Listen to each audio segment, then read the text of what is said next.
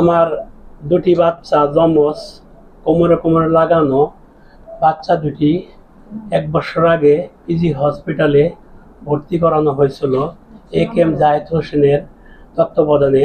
সেখানে পিটিএড সার্জারিতে ভর্তি ছিল, যার চিকিৎসাটা সম্পূর্ণ চলমান ছিল এবং অফিস আদেশে পিজি হসপিটালের অফিস আদেশে আমাদের বাচ্চা দুটির ডকুমেন্ট ফ্রি ছিল। এক পর্যায়ে আপনার অপারেশন করার জন্য মেডিকেল বিশাল বড় ভোট হয়েছিল, সব কিছু রেডি, অপারেশন করবে। সেখান থেকে আপনার ছাত্র আন্দোলনে সরকার চেঞ্জ হয়, পরবর্তীতে যে সরকারের মেডিকেলের যে প্রশাসন নতুন নিয়োগ দিছে, আগের প্রশাসন তাদেরকে পদত্যাগ করাই দিছে। নতুন যে প্রশাসন আছে এরা আমার এই বাচ্চা দুটির ডকুমেন্ট মানে নাই। না মানার ক্ষেত্রে আমরা আর কোনো চিকিৎসা পাইতেছি না, ফ্রি চিকিৎসা। আর এই কেসটা হলো সম্পূর্ণ হলো বঙ্গবন্ধু মেডিকেল বিশ্ববিদ্যালয়ের একাডেমির কেস। এই বাচ্চা দুটি এরকম হয় ওদের গবেষণা কেস। 1 বছর গবেষণা করে কি লাভ হইলো, সেই আপনার 8 মাস পরে গিয়ে একটা অপারেশন করলো, কোমরে একটা ইনফেকশন ছিল, 8 মাস পরে গিয়ে এটা অপারেশন করা হলো। অপারেশন করার পরে এটা সাকসেস হয় নাই। ওই 2 বাচ্চার দেহতে জীবনও জড়াই গেছে। জড়ানোর পরে আবার অপারেশনের 2 দিন পরে আরেকটা বাচ্চা আবার অসুস্থ। সেই যে অসুস্থ এই 8-9 মাস বাচ্চা দুটির শরীরে কোনো ব্লাড থাকে না, ব্লাড ভরা হয়।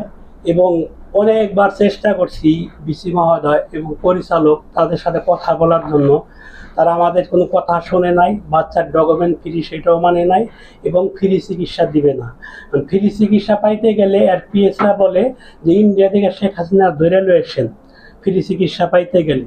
এটা কি সম্ভব? এই বাচ্চাদের নিয়ে কি রাজনীতি চলে? এই বাচ্চা কার? মেডিকেল আছে, ওদের ডকুমেন্ট আছে, সব কিছু আছে।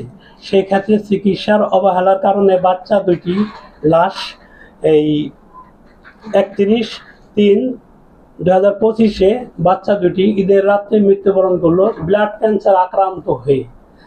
এবং 15-20 দিন আগে আমরা ব্লাড ক্যান্সারের রিপোর্ট পাই যে বাচ্চা দুটির দেহতে ব্লাড ক্যান্সার।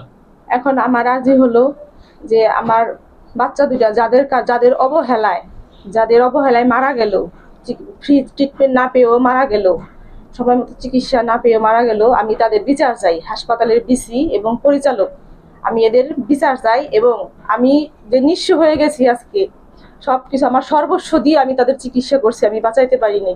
আমি যে নিঃস্ব হয়ে গেছি, আমি এটার ক্ষতিপূরণ চাই তাদের কাছে, আর আমি তাদের শাস্তি চাই।